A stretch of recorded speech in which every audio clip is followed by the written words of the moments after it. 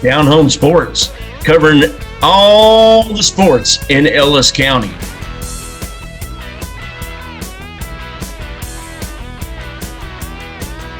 Brought to you by Pinnacle Bank, the way banking should be. Pinnacle Bank, not just another bank in Texas, but Texas in a bank. Located off of 287 in Midlothian, Texas. And Dough City Pizza and Burgers.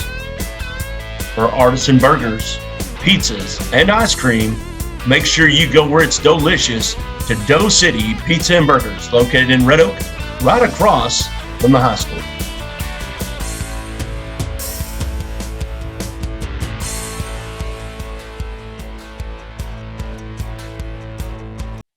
Welcome into Ellis DownHome Sports, the week of March 15th. We've got a fantastic show today. This man right here is going to give us the rundown. We're going to have Heritage Softball's own strikeout queen, Zoe Isom, 300 in her career, and she even missed a year because of COVID last year.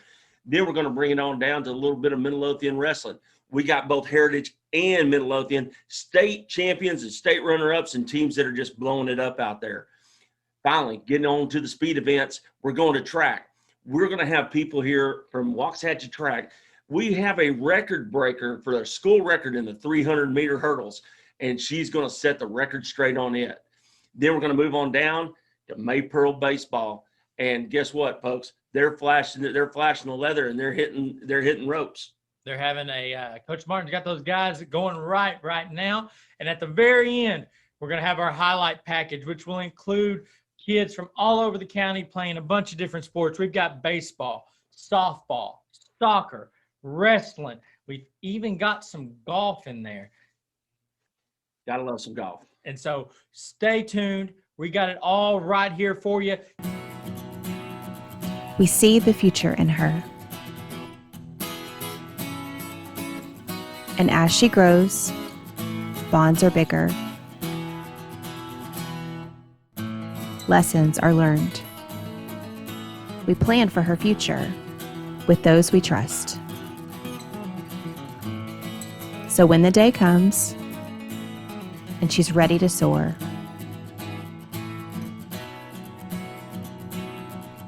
she'll do it knowing there's always someone there. Pinnacle Bank, not just a bank in Texas, but Texas in a bank. Member FDIC.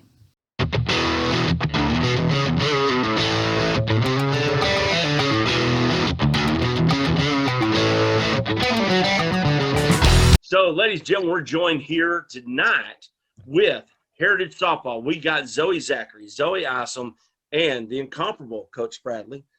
Coach, we talked about the record a little bit, 5-8-1. It doesn't reflect, because you played some tough teams. You haven't had your whole team there. Let's talk about the season and dive into it real quick. Yeah, we scheduled tough teams early on, and we wanted to, see good pitching because we know if we going into district and then hopefully into the playoffs, we were going to have to beat good pitchers, and didn't want the first time for us to see really good teams and good pitching would be district play or in the playoffs. So we wanted a tough schedule moving forward. And we just, we've learned a lot. We're pretty young. We've got some inexperience in some spots, some girls that are freshmen, as Zoe Zachary's on with us tonight as a freshman. And so they're learning on the fly, and it's we've had some learning experiences, but I feel like that we're going to be peaking at the right time. And, when district starts on Monday night, which is tomorrow night, against Ferris, we're 0-0. That's our record. So, pre-district means nothing as far as moving on and going on to the playoffs and making a playoff run. Well, Coach, has the setup for this season and getting started with everything that happened last year, has it felt any different? Has there been some maybe awkward tendencies or anything that has been different than setting up seasons in the past? Well, yeah, just all the COVID protocols and the things that you have to do, even, getting water in the dugout, it's an event now because they can't have your own cups. You got to bring, your own water bottles into the dugout, and just the mask. And it's definitely been challenging, but, once the game starts, everybody's so used to it now, just being through other sports and just living with this the last year. we've learned to adapt to it. But yes, it has been challenging. Well, and Zoe Z. I'm going to go with Zoe Z. Okay. I like that. I like so, it. So Zoe Z, let's talk about, you're a freshman, you come up, you're seeing, high school pitching, varsity pitching, and, you see these other girls that you're batting against, but how good do you feel knowing that you got this girl right here taking that rubber and entering the circle for y'all every night? It feels really good just having her as a teammate and as a friend on that mound pitching against him. Here's the thing about Zoe Isom in the circle is she wants the ball every night. And, there's times that she doesn't totally feel 100%, but she wants the ball and she wants to help this team win. And she's just got that competitive fire to her that she can beat anyone.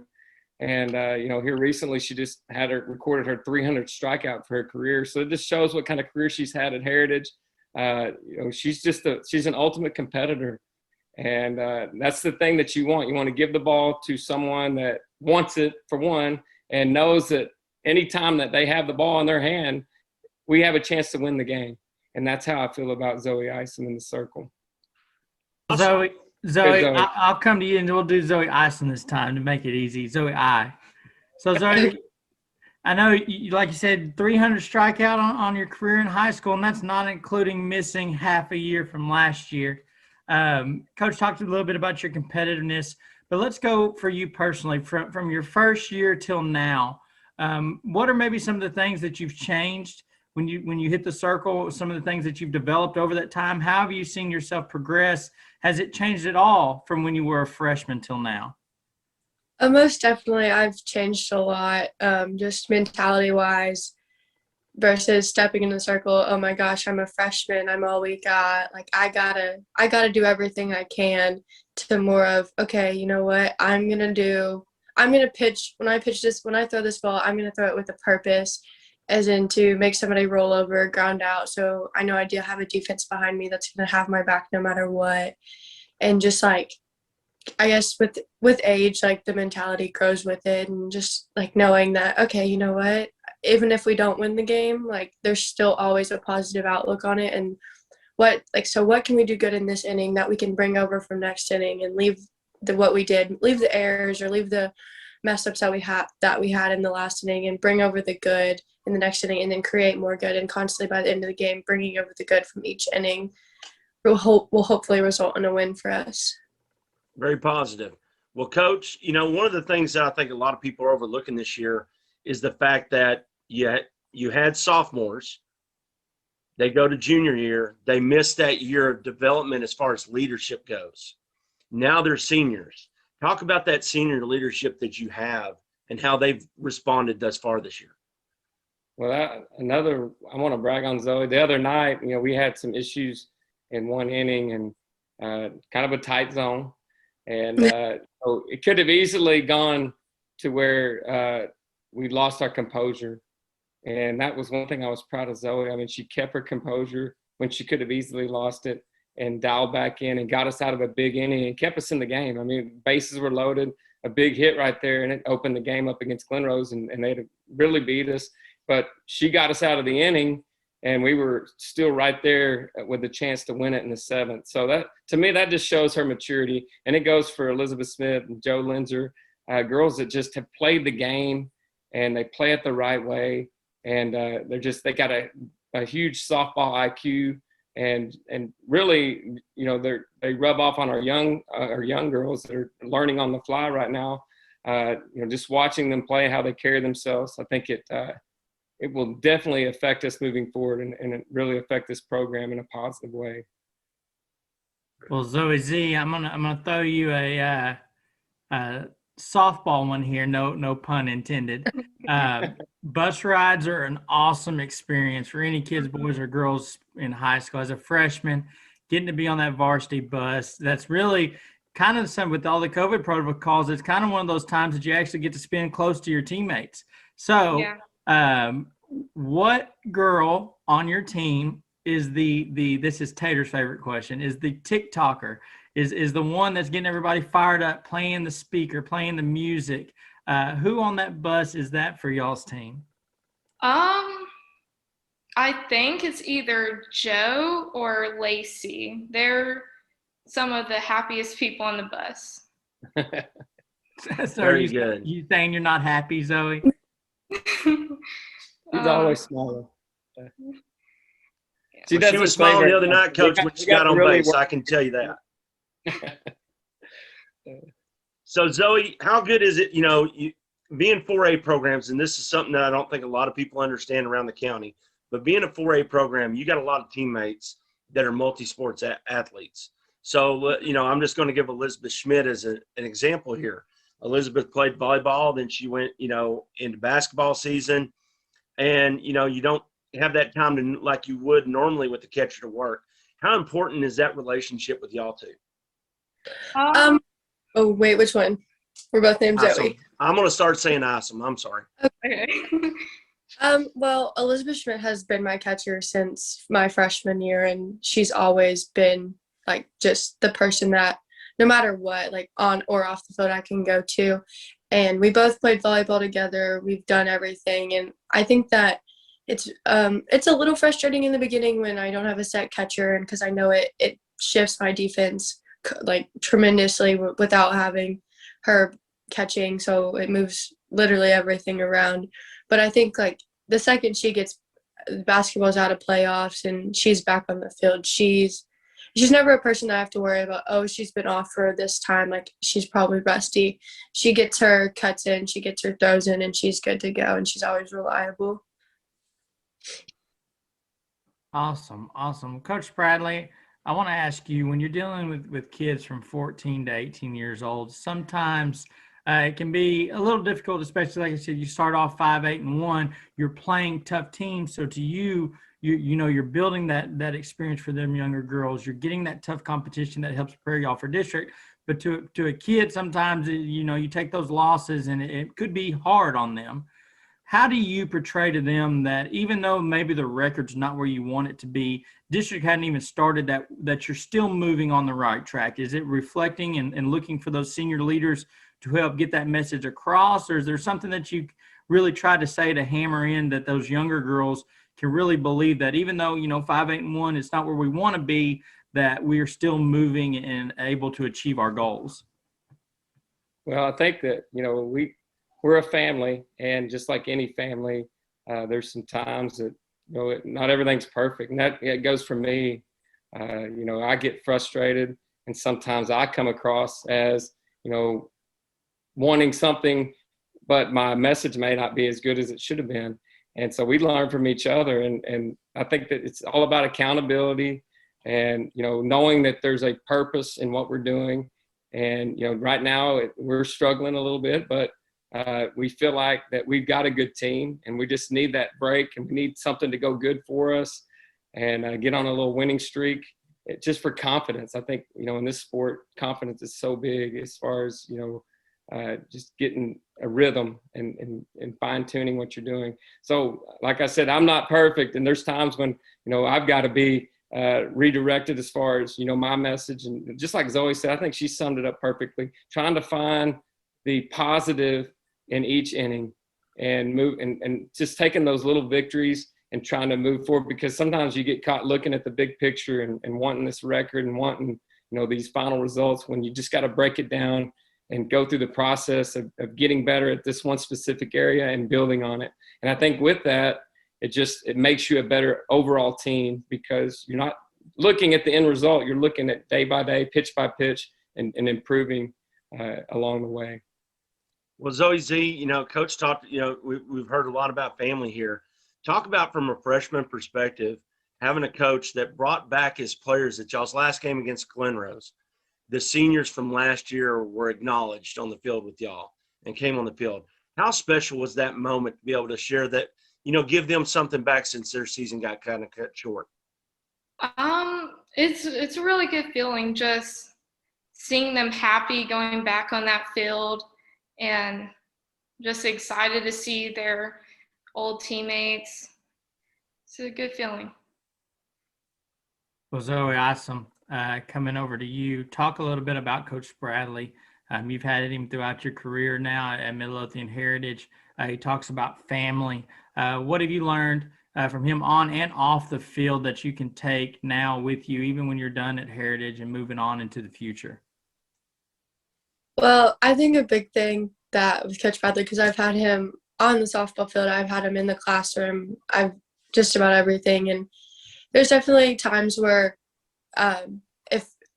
if I feel the situation isn't right, or if I feel, and this is just one big example, we were playing MHS in a scrimmage, and I was on first, Zoe Zachary was on third, and he called a timeout, and I said, hey, coach, like, let's run a delayed steal right now. I'm going to go, and if I get out, she'll still score. Everything will be okay. And he was like, I didn't even think about that, but let's do it. I ran a delayed steal. She scored, and everything just worked out. And so I like having the bond with my coach of being able to, he gives me all of his feedback, I give him mine.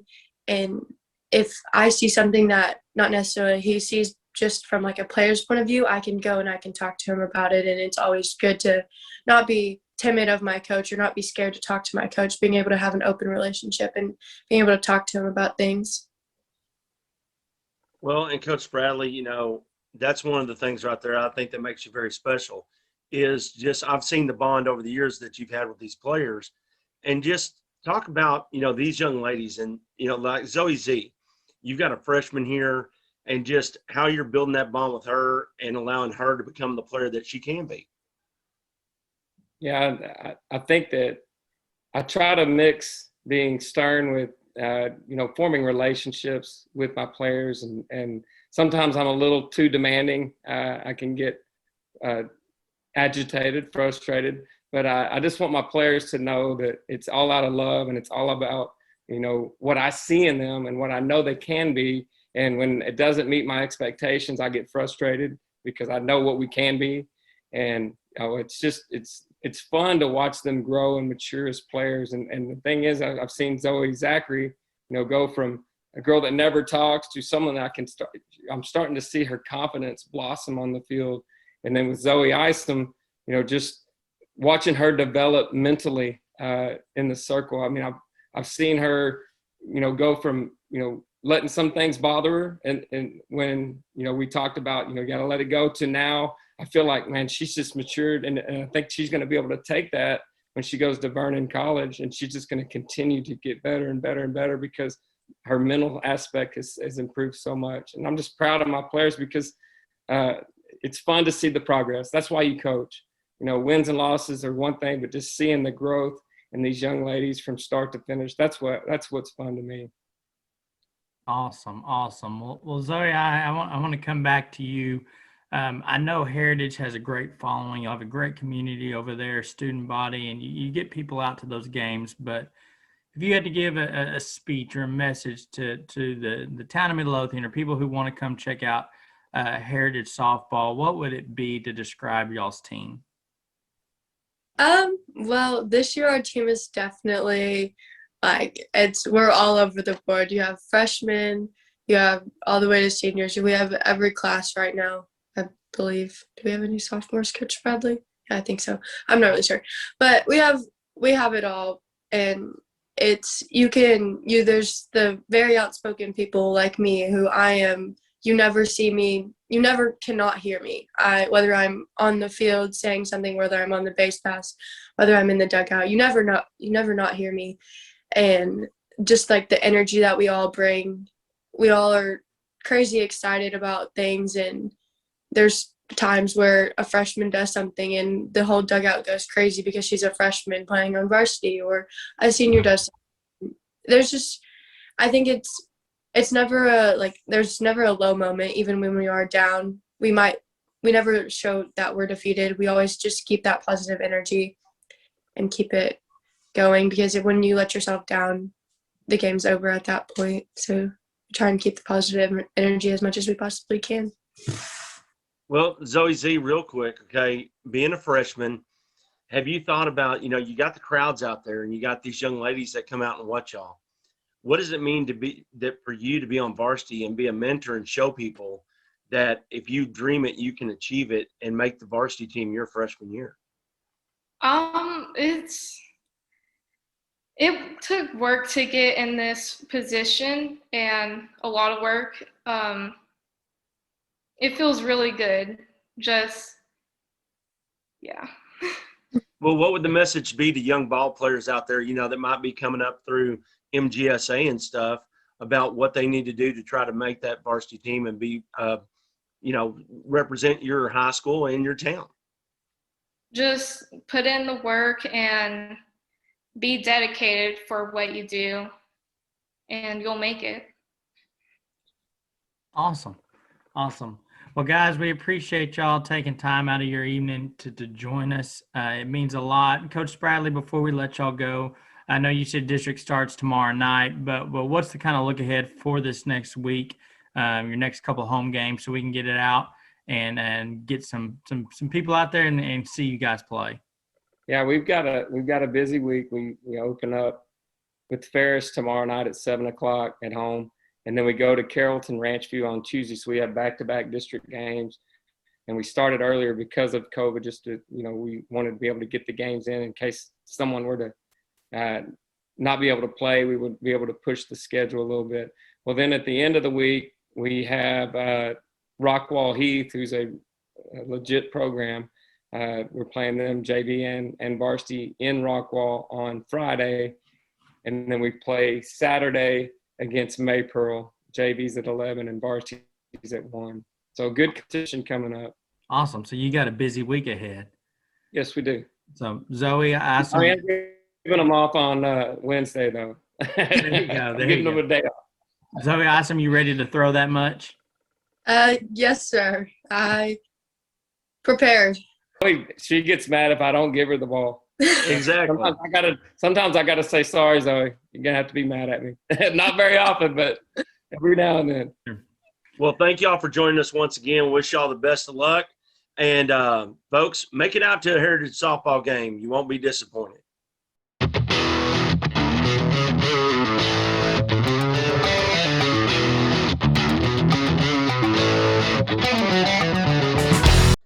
In Ellis County, there's only one place to go: Doe City Pizza and Burgers. But don't worry, they got you also covered on ice cream as well. All kinds of flavors made in-house, just specially for you. And toppings to boot, as many as you like. So count your blessings for Doe City Pizza and Burgers and those big old scoops the size of Texas. Made just the way you want. So head on down to Doe City, where the service and food are both delicious. Doe City Pizza and Burgers, located in Red Oak, Texas, right across from the high school. Come on down and try them.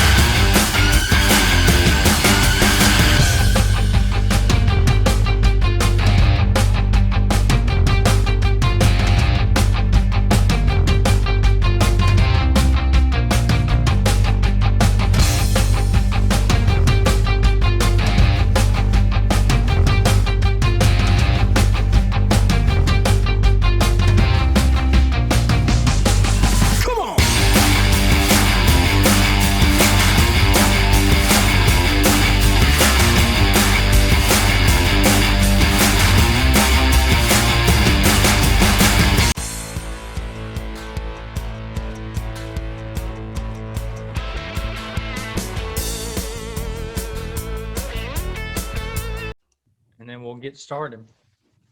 We are welcoming in Waxahachie's women's track. We've got Coach Scott.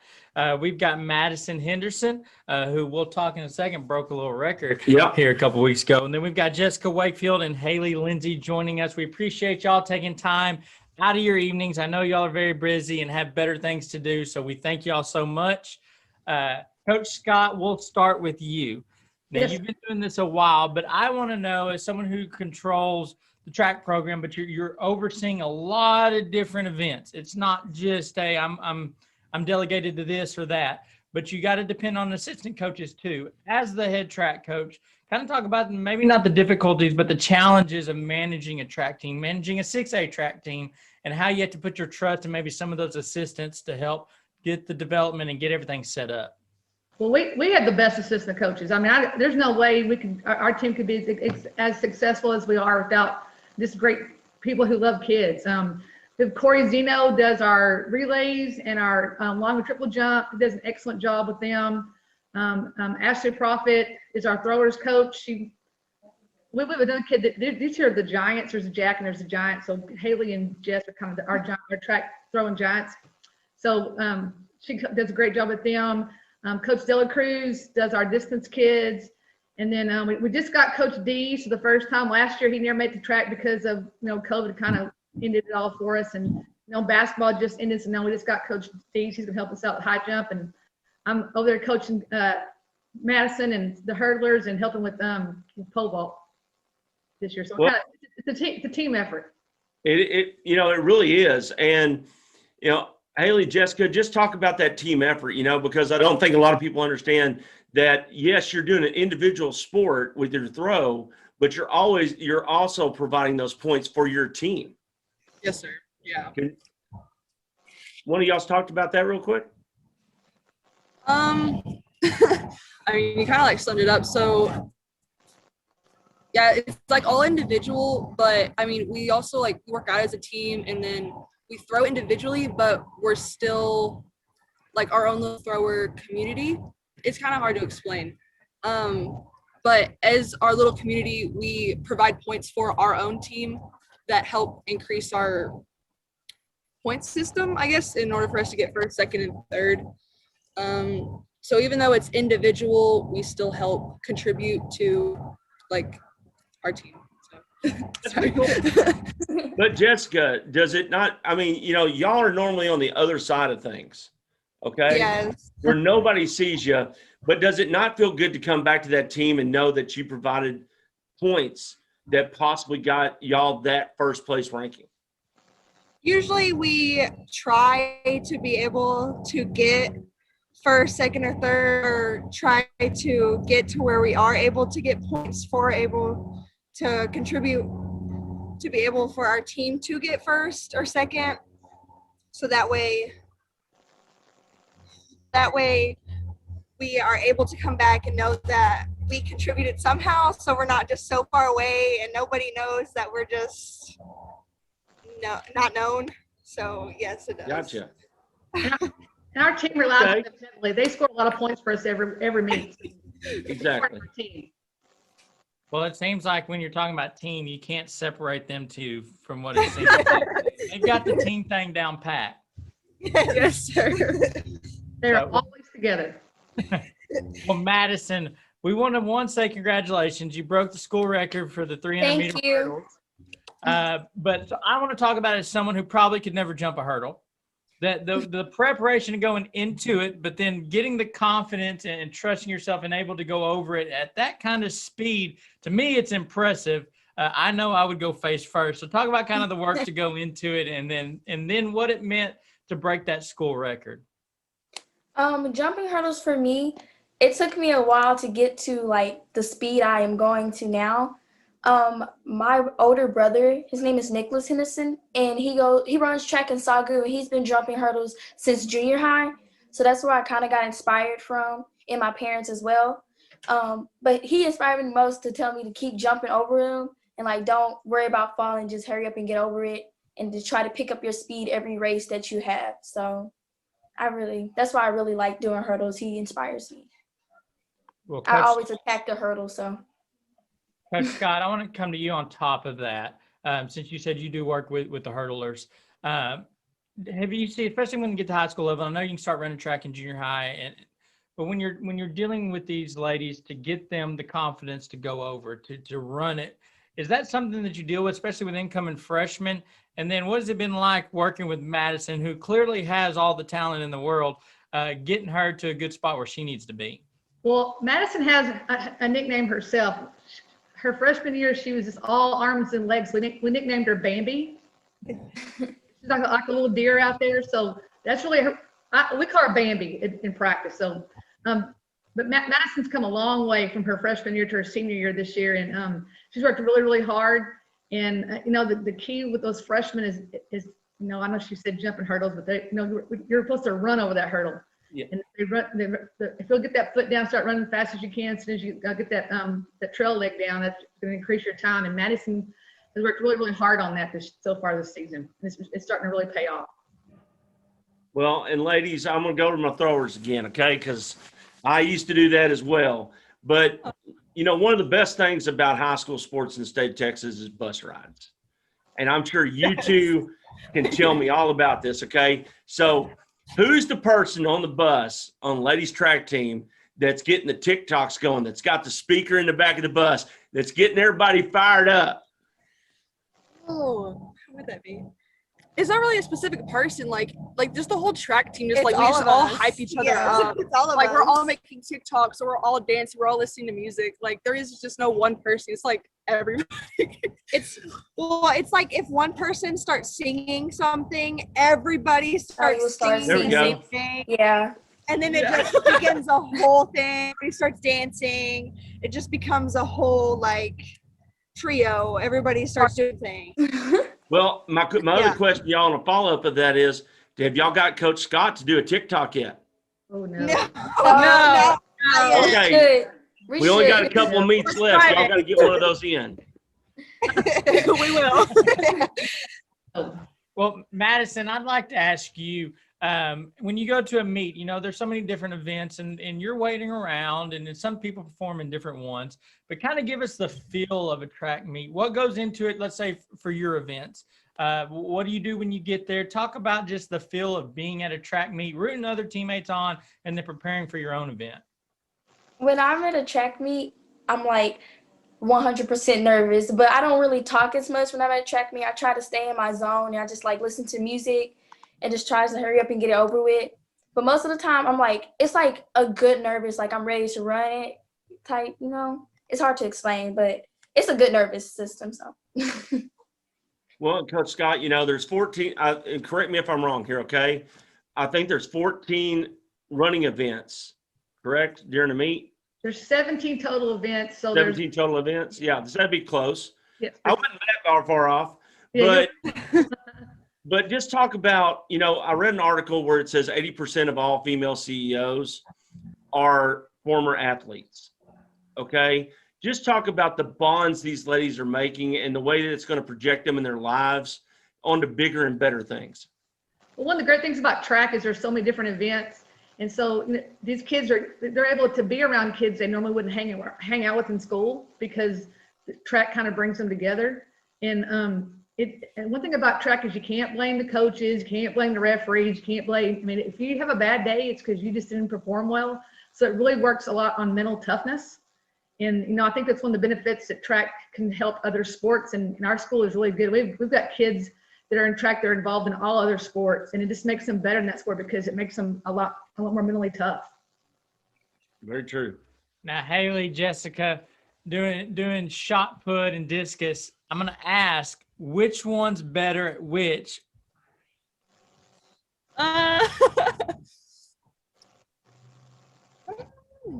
I don't know, but my favorite is discus. My favorite is discus also. Okay. Yeah. We're both pretty even in what we do. I would say I'm a few feet below her in both events. So I would say she's better. But I would say better, but yeah. maybe. Well, the dynamic duo is all we need to know right there because y'all are both first and second, right? Yes. Well, let me ask you this. You guys are so close and you're competing against other schools and your points for both y'all's placement would help for Waxahachie. But is there some competition between both of you that even though you're competing against other schools, like, hey, I'm going to get you today? Oh, always. She Always. always tries to come after me. I always try. My She'll- goal is to always beat her no matter what. So She'll come up to me at a track meet and be like, am I beating you today? And I'm like, I don't know. Are you going to beat me today? And so she'll just come over and she's like, I'm going to beat you. I'm going to beat you. And so we'll just keep going. And I'm like, no, you're not going to beat me. It just happens every track meet. That's how it goes. So Now, Coach Scott, I got to ask you at a meet, how much running around are you doing? I'm guessing you don't stand still very often. No. I'm not. I close my rings pretty fast on my watch. Just put it that way. I do a lot. I get some mileage in. yeah. Well, Madison, I want to come to you with this one. Ladies, we'll come to you in just a second. But over your career, how much has Coach Scott influenced you on the track and off the track in your life? Coach Scott has inspired me, has pushed me, has wiped my tears for me, all of that, like for all 4 of my years. She has pushed me a very long way, and I'm very appreciative of her. And I'm ladies, glad to see my coach. awesome. And ladies, we'll come to y'all now. What does Coach Scott mean to y'all? she's basically like our school mom. Like, she always takes care of us. I remember one year I had like a really rough throwing year. Like, I would almost cry at every track meet because I was just like so down about my throwing. I remember she would just pull me over and she was like, Haley, you're doing fine. Like, you just need to fix this. You're doing great. Like, don't let it upset you. And so she's like always been there for us and has always been there to comfort us, and it's been really good. Scott. Let Jessica. Oh, go ahead. Go ahead. Yeah. Go ahead. Starting freshman year, it was kind of rough with me and Coach Scott. It was a little bumpy road, but it was started from there. And then since then, it's like I come to school and it's like she's basically our school mom. It's like I go to her for everything. It's basically, yes, that's how it is. Well, Coach Scott, just listening to these answers, and then you see the different dynamics, the different relationships. But it's kind of when we ask kids around this county about their coaches, we seem to get pretty close to the same answers. But as a coach hearing that, what is it that you look for? I know everybody wants to win, but is it seeing these girls go on and develop, become young women, even if they go and run at college or if they don't, is it that part that brings more joy to you than just the winning aspect of it? Oh yeah, that's my coach. I mean, one of the best things ever is to go into somewhere like Walmart and somebody will say, Coach Scott, and I'll turn around and they're giving me, before COVID, a hug, but just be able to see them and with these kids, to see them go from, they're all three seniors, little bitty freshmen who were scared and didn't like to run, Jessica, to seniors who are going out there and they're competing well every week and they have a lot of confidence. And I feel like I've done my job to kind of get them ready for the real world. And I know they're going to go off and go do great things. Well, ladies, we want to congratulate y'all on an amazing season thus far. And hopefully we don't have any faults and we make it all the way to the Texas relays, get a little bit of that state action going on. And Madison, no clap. Yes, okay. All right. Well, again, we Yes, thank y'all sir. so much for joining us. Hopefully we can have y'all on again here towards the end of the year talking about some state championships or something like that. That would be awesome. But we're rooting for y'all. We thank you so much for doing this and wish you nothing but the best. Thank you. Thank you. We see the future in her. And as she grows, bonds are bigger. Lessons are learned. We plan for her future with those we trust. So when the day comes and she's ready to soar,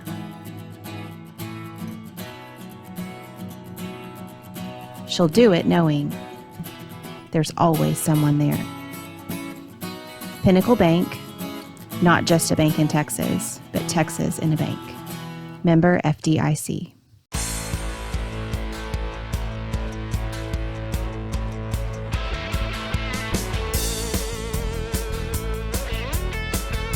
We are welcoming in Midlothian High School wrestling coach, Coach Shivers, and Midlothian Heritage coach, Coach Stroner. Welcome in, gentlemen. We appreciate you taking time out of your evenings. I know y'all are very busy, and so to talk to us, we feel very blessed, very appreciated. So thank y'all so much.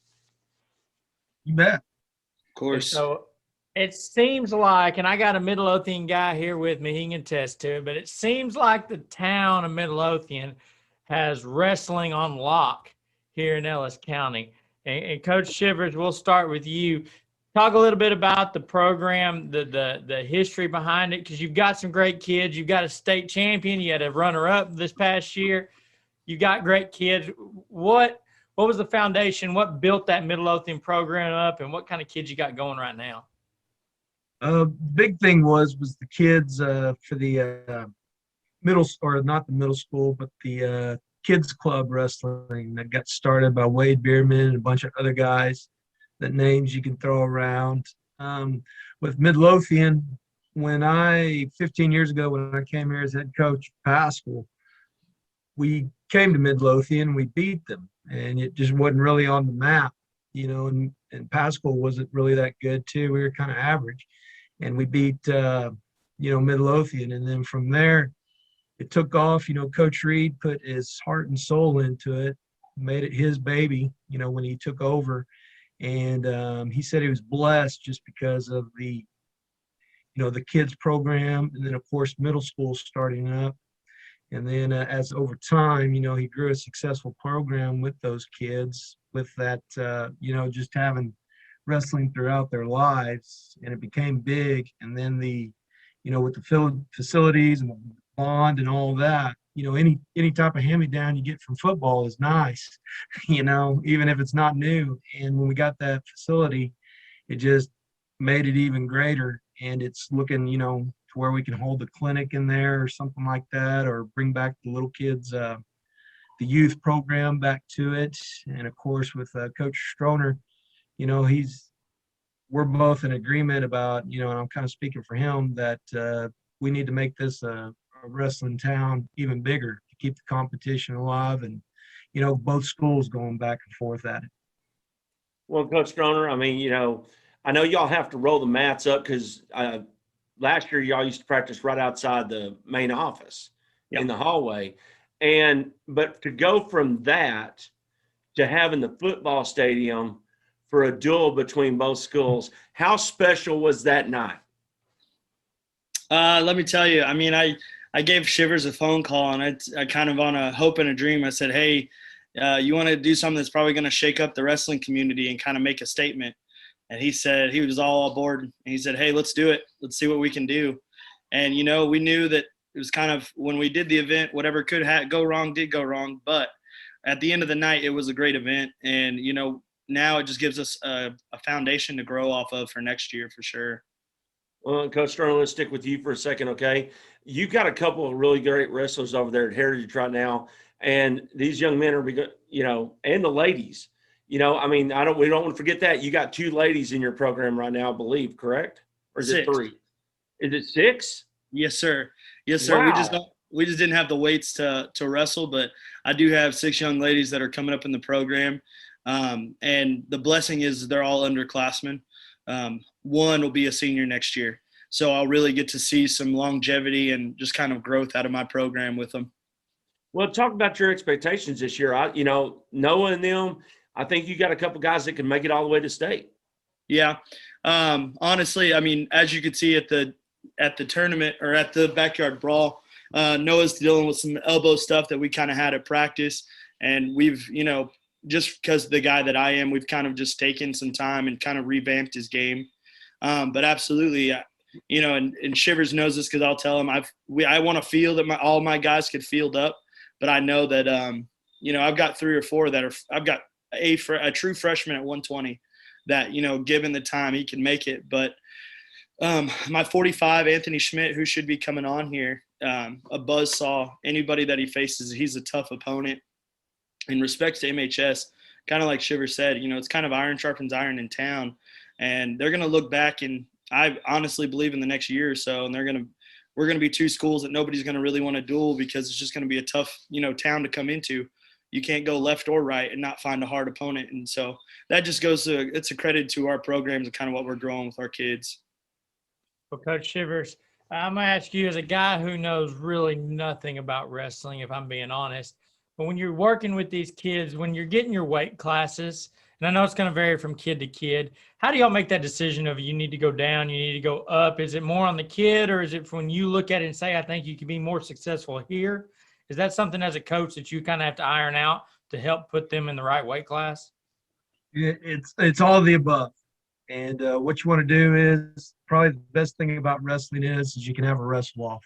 If a kid wants that spot, he can challenge for it. And it's pure, it's simple, it's quick to the point.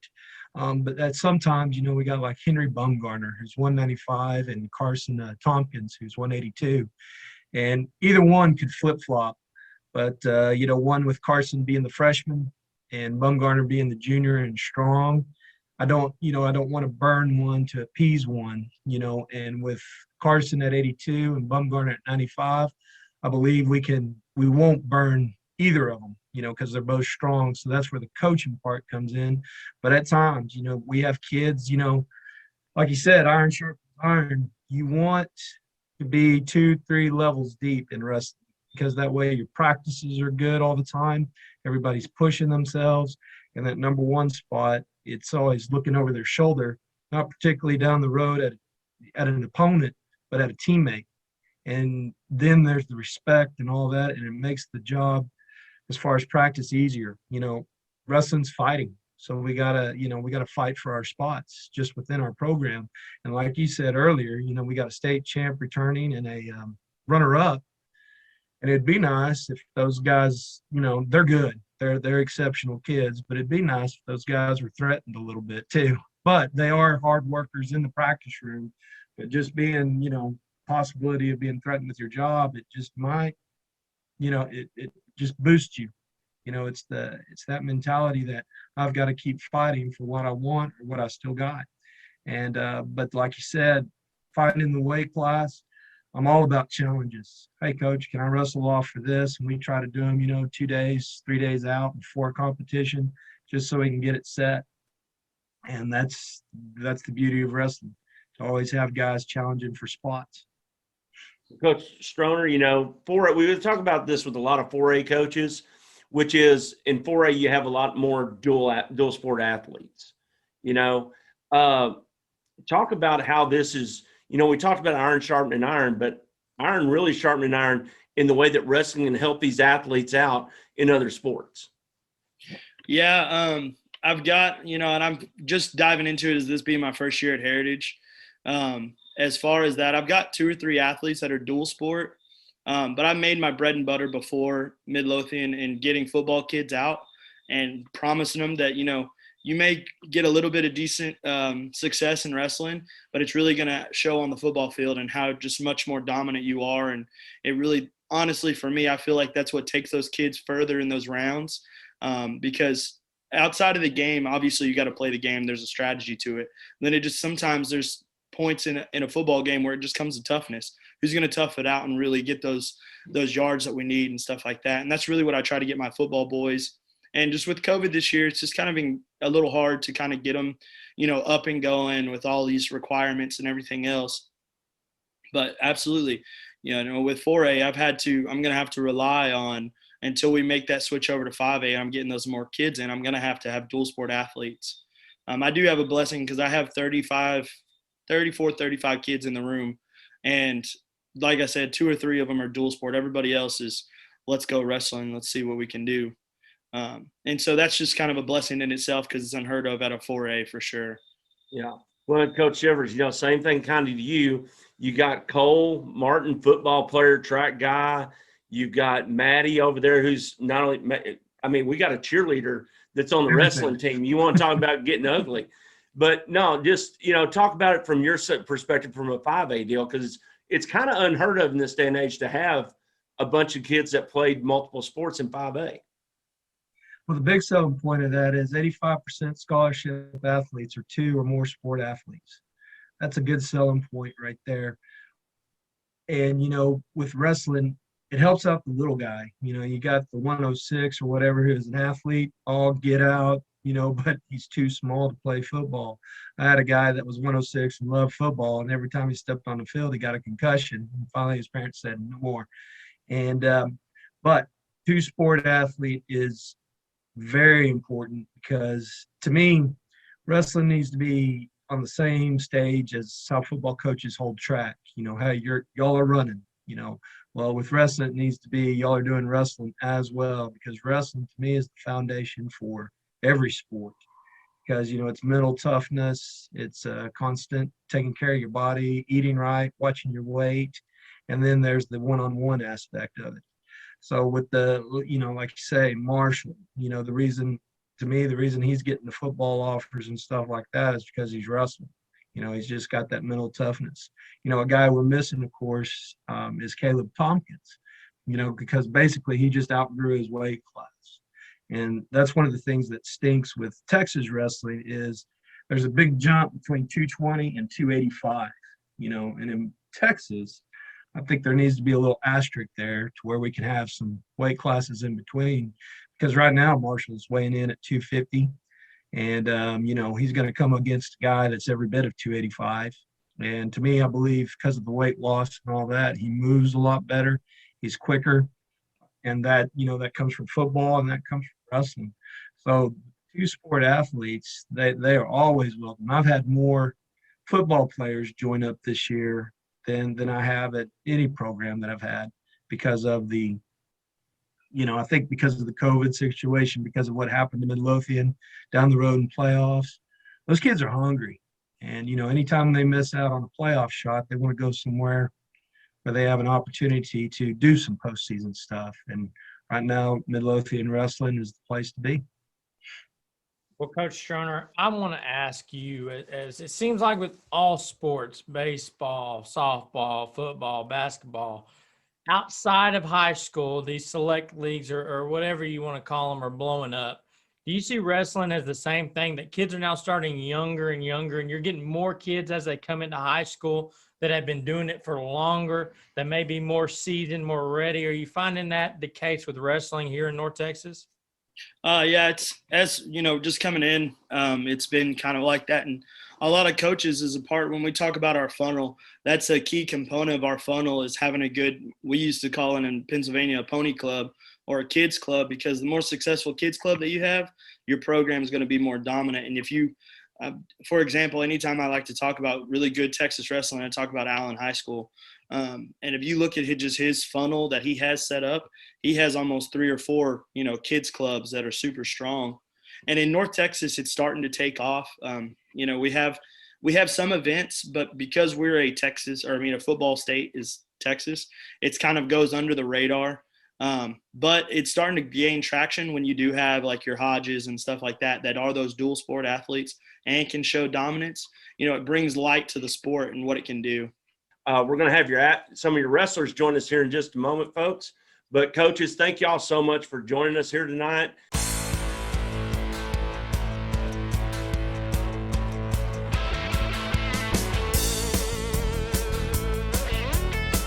You're welcome in the wrestlers of Midlothian. We got Midlothian High School representation. We got Heritage representation.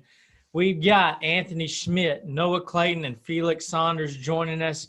Welcome in, guys. We appreciate taking time out of your evenings to talk to us. Thank y'all so much. And I know Tater's excited for this one. I'm ready to learn a little more about wrestling. So we'll start with you, Anthony. Anthony, I really like the setup you got going on behind you. I feel like I'm in an office right now. It's awesome. That's awesome.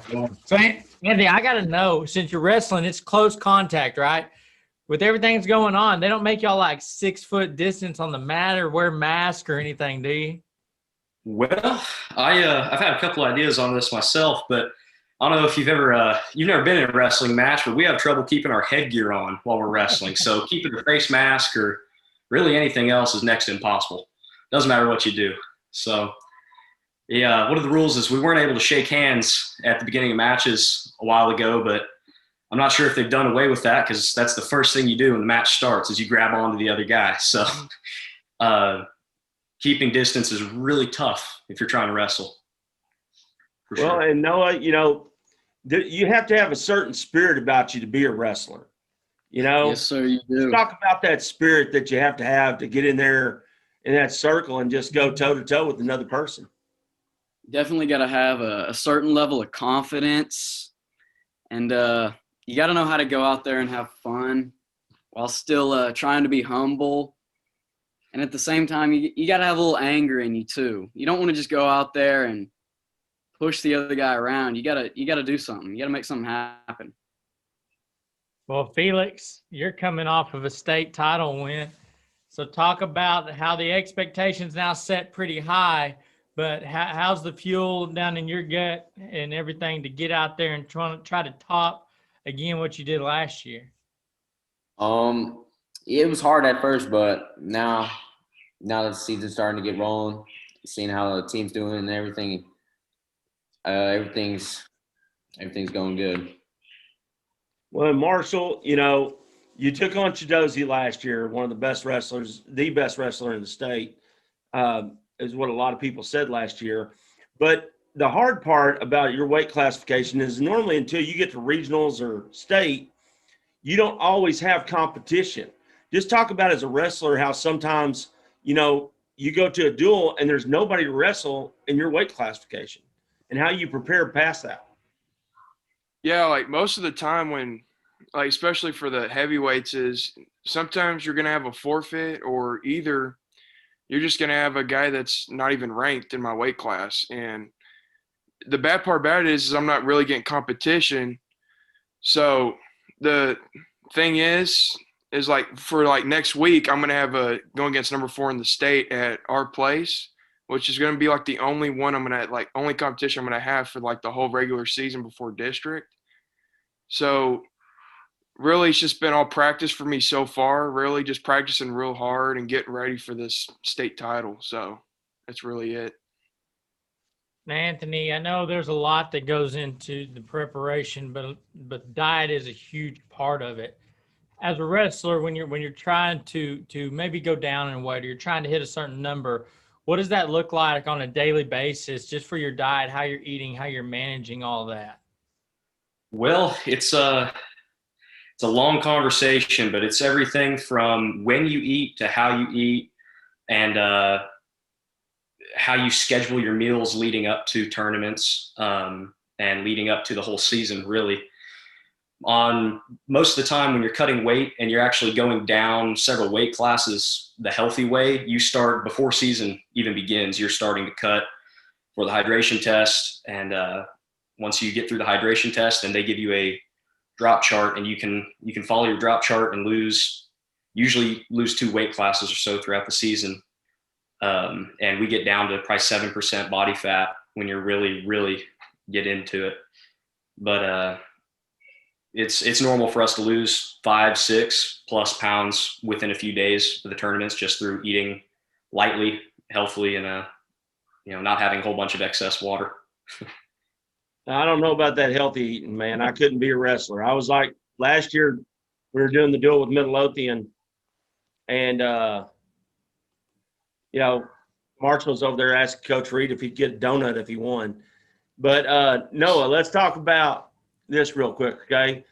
Brawn or technique? Oh, it's all about technique. Okay. Yeah. Well, what kind of move do you like to apply? What's your favorite go-to? Fireman's carry, just setting up your shots. On bottom, I like to hit this Granby roll where you just base up and really just throw yourself away from the guy, creating space in between you two. But strength has almost like very little to do if you're going up against a super technical guy.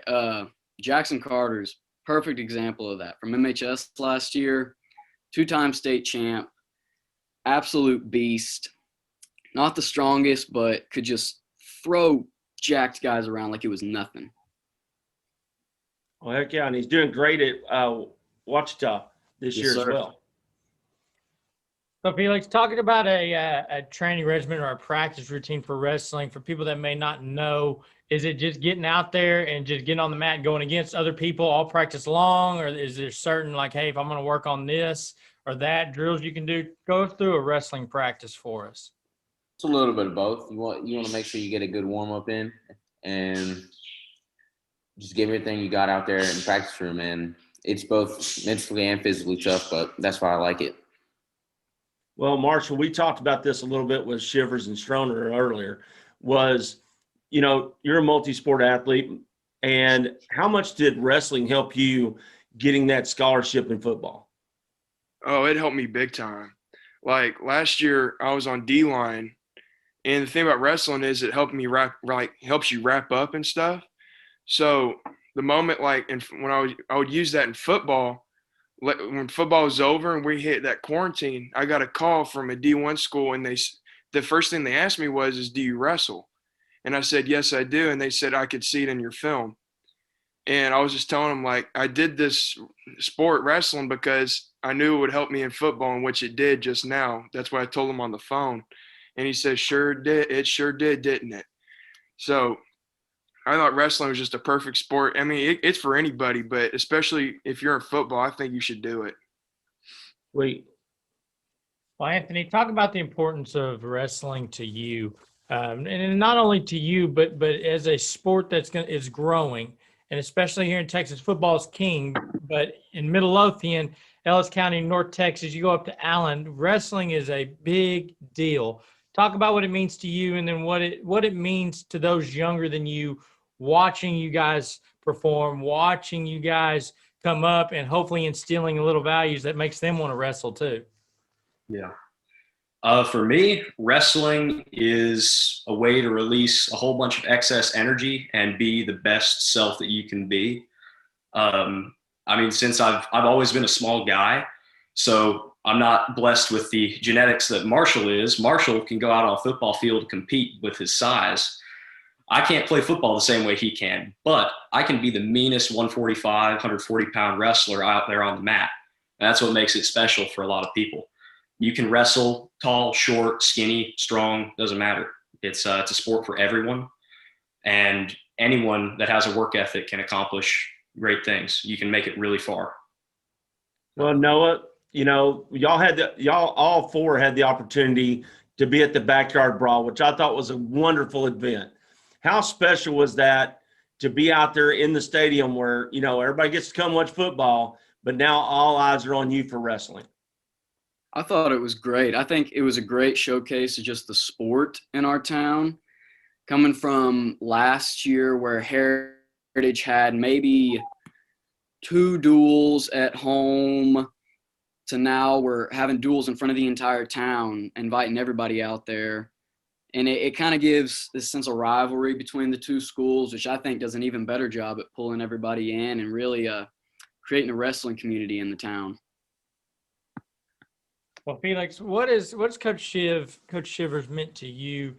He talked a little bit about earlier, Midlothian MHS has a great program. And one of the things is he feels like you and Hodges, those other guys that have seen some success, still have that drive, still have that fight, wanting to keep their spot. What has Coach Shivers meant to you in your development? It means a lot. This is his first year as our coach, and with every new coach, we can learn new things, and he's expanded our game tons more. And yeah, he's meant a lot to us. Well, Marshall, I'm going to go to you with this one, okay? Heritage has 6 female wrestlers, and your sister is the lone one on MHS. But my understanding is Cole Martin has been trained by her. Yes. So talk about the ladies and how exciting it is to see these ladies perform at such a high level at this sport. It's crazy. Just the I congrat Heritage girls for joining. We've been trying to recruit over here at MHS, and just I don't know if the girls are scared of my sister or something else, but no, it's just I thought this is a great sport for especially females too. I mean, they get after. If you see those 106s at state, oh my goodness, it is crazy. But no, I just think it's a great sport, especially for the females. It helps a lot. Nice. Awesome. Well, before we let you guys go, Anthony, I'll come to you. Give us a rundown on maybe some meets that are coming up, some events you guys got, where they are at. So if permitted, we can get some people out there, maybe come watch and see what Heritage Wrestling is all about. Well, tomorrow during the day, we start wrestling at noon. We're wrestling against Eaton, which is a 6A school. So it'll be some good work for us, kind of get us out of our comfort zone. I'm not sure exactly where that's at, but after that, next Wednesday, we've got a quad against MHS and a couple other schools, and I'll chime in and let Noah see if he knows exactly where that's at. At MHS. I believe it's MHS, ain't it, Noah? Yes. Yeah, sweet. So we'll be there, and I mean, our season's short, so we only got so many more duels before we get into districts, but it should be good. And Marshall, y'all got one more meet this week as well, right? Yeah, we have one on Wednesday and then we have one on Saturday. They're both quads. Okay. Well, we're going to wish all four of y'all and the rest of the teams the best of luck making it not only to regionals but to state this year. And hopefully y'all can come back and make sure that Aaron Carter's not the only one and Felix the only ones wearing belts around here. Okay? Yes, sir. And then hopefully too, if y'all let us, maybe all these restrictions are gone completely, and y'all get some state qualifiers under your belt, and we may have to throw a barbecue or a crawfish boil or something for you guys, get you fed a little bit. Oh yeah. That would be good. Well, thanks for coming on, guys. And folks, make sure you make it out to the wrestling matches or duels and support these young men and women as they bring excellence to Ellis County sports. Are you hungry for the best burgers, fries, and pizza in Ellis County? Well, stop by Doe City Pizza and Burgers, where the ingredients are fresh every day and stacked up just the way you like them. Custom seasoned fries and burgers right off the grill on in-house, fresh, homemade buns.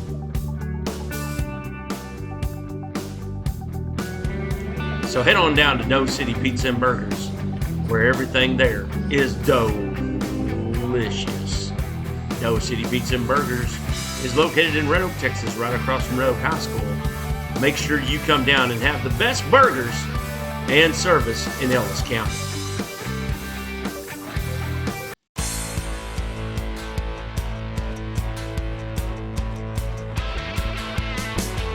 And we're welcoming in Maypearl Baseball. We've got head coach Mike Martin. We've got Jake Frazier and Clay Payne, both seniors. Thank y'all so much for joining us. We appreciate you taking time out of your evenings. I know you got better things to do, but we really do appreciate it. So Coach Martin, going to come to you first. I guess the question is, and we've asked a lot of coaches, but how good does it feel to be not only having a successful season thus far, but to actually be playing baseball, where a year ago about this time, we weren't doing that? Oh man, it's an absolute godsend, because like I tell the kids all the time, a year ago, we wouldn't even be able to finish this tournament. We were in the Rice tournament, didn't get to finish it, got the word, all that kind of stuff. And then just being able to play day by day, getting to practice, getting to be around school, it's awesome. And I tell them, don't take advantage of it. Just have fun with everything you do. Just go about every day at practice, just getting better. Every game we get to play, and we've got a really good, tough schedule this year. Every game you get to play, just have fun with it. Well, and Jake, as a senior, how special is it after losing that season, to come back and be able to play this year and finish this thing out? Oh, it's definitely really special. I mean, we were left with a chip on our shoulder from last year, and just getting the assurance from this year that we're going to probably have a full season. I mean, that's definitely a good thing for us. Awesome. Well, Clay, both you and Jake are having a heck of a start of the year at the plate, but I know generally when you get started back up, there's a little lull. It takes a little bit to get that timing back. It seems like you ain't having any issues. How are you seeing it up there? What's the mental approach? I've just been having up the middle approach. I've missed a few balls here and there, but line drives, just poking through, gappers, finding barrels. Nice. I like it. I like it. Well, Coach Martin, one thing I got to ask you, as a team, y'all have got about a 917 fielding percentage on the year, which for where y'all are at, that is pretty impressive. How hard has the focus been on defense? Because if you can field it and you can throw it, you'll beat a lot of teams just on that alone. How big has the focus been on shoring up the defense? I would say that this year, I mean, since I've been there, past 2 years, that defense has been our big priority because we know that we're going to have the pitching to not necessarily just blow the doors off people. They're going to put the ball in play, so we've got to be able to have guys who play behind them. If I'm going to have two guys on Tuesday and Friday, they're going to try to go 6 or 7 innings, they're going to put the ball in play. So defense is a top priority for us. Yes, you've got to score to win, but if you can hold them under 3 runs a game, and we have a great chance. And so I pride myself with our teams with being great defensively. And you told us that percentage, and I would think it's lower than that because I see some of the mistakes that we make, but realistically in the grand scheme of things, we are playing really good defensively. Well, and Jake, that defense goes, let's talk about a little bit of pitching, by the stats that I saw, you've had 3 starts and 3 wins with a 2.21 ERA. Just talk about, how you're feeling the seams, what's clicking for you this year thus far. Well, knowing that I have a great defense behind me has really helped. I mean, that just allowing them to put the ball in play and trusting my defense behind me, that just assures that we're going to hopefully walk away with the W. And I mean, we've seen it 3 times this year, hopefully many more to come. Clay, kind of same topic to you. Rocking a 963 fielding percentage right now, which is fantastic.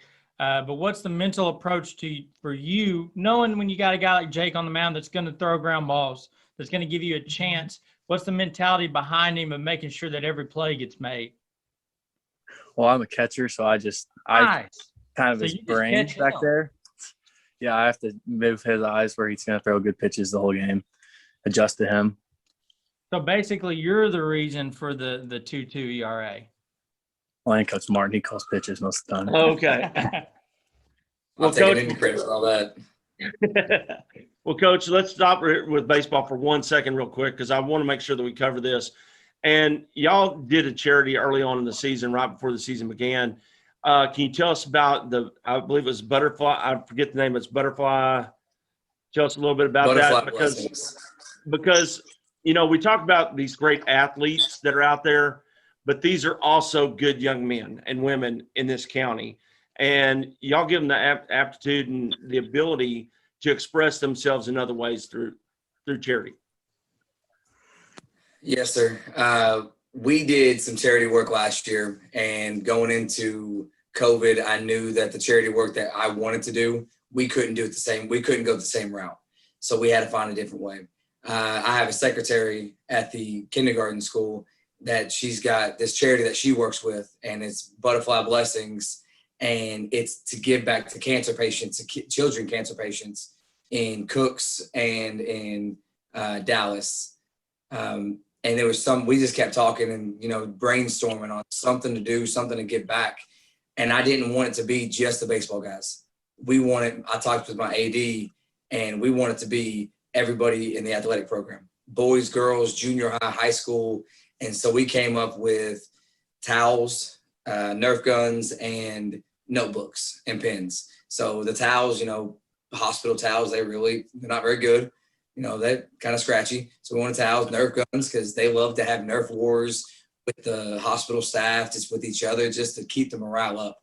If anybody's gone through cancer, knows anybody going through cancer, that's the biggest aspect of it. Just keeping your morale up, just keeping your mindset up. And then pens and paper, we did it for pen pals and just to write whenever they get bored and all that kind of stuff. So we put it up, and the outpour of support was amazing. We had so much support coming our way in a 2-week span that one morning the baseball boys came up there, and we had a whole equipment room full of everything. We got it all out. We put it all together. It took us probably 30 minutes to put it all together.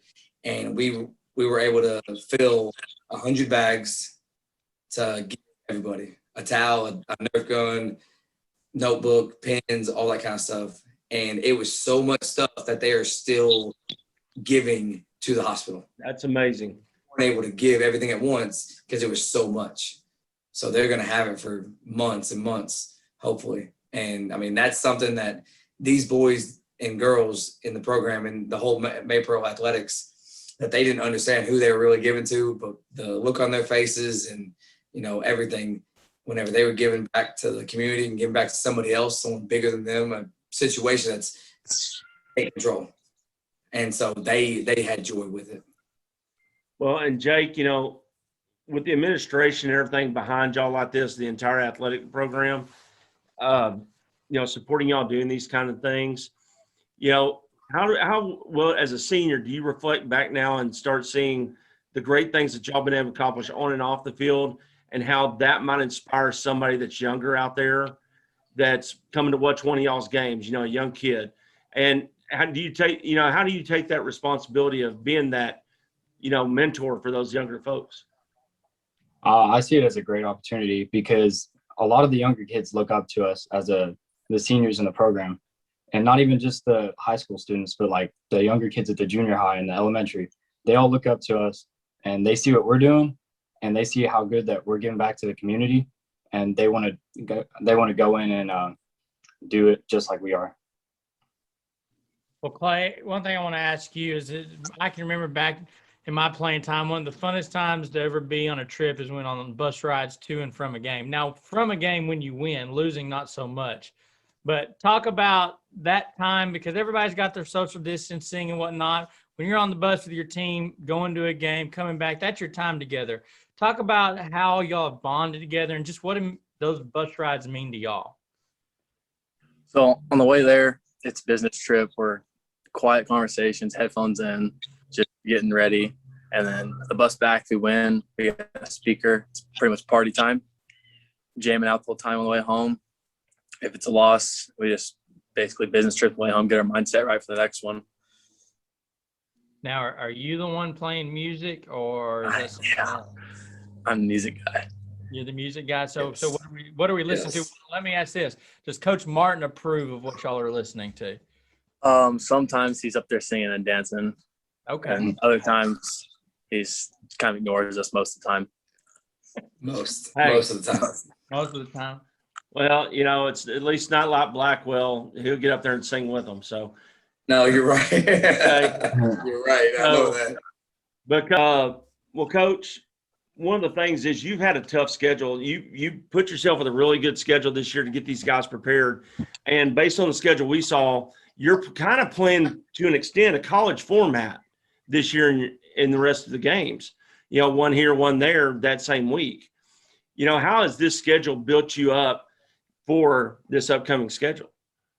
I really enjoy this schedule that we have. Whenever me and the Grandview coach, whenever we talked about doing a series instead of just a round robin, I like it better. You get to see the same team, same week. You don't get the ace on, you know, every time you see them. You get to see their whole repertoire of it, and it makes you a better team all around. You don't get to just rely on one dude. And we've got 3 to 4 arms that can compete. The schedule that we have, and the one I went after, and I really searched hard, as I went after the, you know, best guys I could find. You know, I'm going after private schools, top private schools, got into the Brock tournament, which is a great tournament for us. I'm glad they hosted it for us. But it was one of those that when we get into our schedule, I know that we are battle tested getting into that schedule, because after this past weekend, it proved one thing for me, that it doesn't matter if we're down 5, 6 going into, you know, the last couple innings. My dudes, they just grind. They grind out ABs. They never quit. And so having back-to-back games versus the same team, it's one of those that it's going to be a boxing match, and you better keep on punching to the end, because we're going to keep on coming at you. Well, and Coach, I mean, Maypearl's been notorious for having gritty teams. And does that not play into the style of ball that y'all play? Oh, it does. It does for sure. I mean, we don't have a lot of schools. I mean, bigger schools, they have big bombers. They have guys 10 plus bombs again, you know, a year. all that kind of stuff. We just have good, solid, all around ball players that never quit. They are fighting for each other. I mean, not even just for me. They're fighting for each other, which kind of helps us in the whole long run a whole lot more than just fighting for their head coach or their coaches. Whenever they start fighting for themselves, that means a lot, and it carries them a whole lot further. Well, heck yeah. Awesome. Well, Jake, coming to you, I know Maypearl has a fantastic community. I know you get guys to come out there, but if you had to give a speech, if you had to give something to the people of Maypearl or around Ellis County, come out and watch you guys, what would it be? I would say if you want to come watch some good baseball, you want to watch an interesting game that it's not a blowout game. We're in it till the end. I'd say come out and watch that game. Come out to the Maypearl Sports Complex. Well, I want to touch base with both you guys, though. How excited were y'all to, make it to your senior year and have this season, but have that big M on your jersey, to represent the town of Maypearl? And we'll start with Clay on this one. What does that mean to you? Well, we've been working especially since Martin came, especially. Like, we had that one off year with, there's an off year for Maypearl my sophomore year, I believe. And then since Coach Martin came, it's been a grind, and we've been working hard to do big things in the Maypearl baseball program. And Jake? Well, it's our last year. We want to prove to the world that, Maypearl is the team for this year. And that's what we're going out there and doing this year. Coach Martin, I've got to give you props because I remember the Maypearl Sports Complex back when I was in high school. That's 10 years or so now. And I was driving by the other day and I was like, you know what? I'm just going to pull in. And I got to say, that thing looks nice, and especially in comparison to what it used to be. So fantastic job on that one. It looks good. Man, I appreciate it. Me and my wife talk about it all the time. I spend more time there sometimes, especially during baseball season, than I do at home. But I spend all my time there. I'm putting my work, hard work into it to make sure that place it's not for me. It's for the boys. It's for the community. Because I want to make sure that Maypearl, and I talk about it all the time, that Maypearl has something to be proud of. The product on the field is going to be great. We are going to have a great product that's on the field. Now the surface, now everything around it, I want that to be something they're proud of and they want to come. And I'll plug this in, that this Friday, we didn't get to have it last year. This Friday, we're doing our Bilbrey night. We are honoring Coach Bilbrey this Friday at home for in between the JV and varsity ball games. So we're going to do that. And I know a lot of ex-players are going to come out. I know Bilbrey's family is going to come down and all that kind of stuff. So we're going to honor them for our first home game this Friday night. Well, Coach, we know how much these boys mean to you, but, the fact that y'all keep giving at Maypearl is just an amazing thing. You're always making sure that everybody's honored and the things are done right there, not only on the field, but off the field. And we want to thank y'all for joining us here tonight and wish y'all nothing but the best for the rest of your season. And hopefully we're talking about, y'all beating the last game of the year, that team that shall not be named. Okay, yes, pretty bad. And getting a little district championship there, hopefully. Yes, sir. That's the hope. Well, thank y'all so much.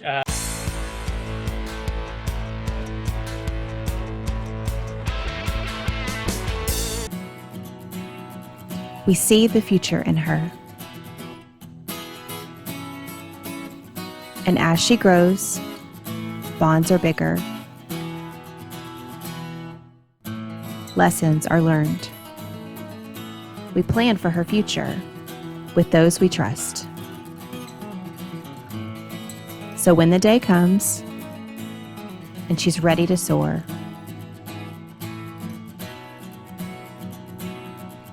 she'll do it knowing there's always someone there. Pinnacle Bank, not just a bank in Texas, but Texas in a bank. Member FDIC.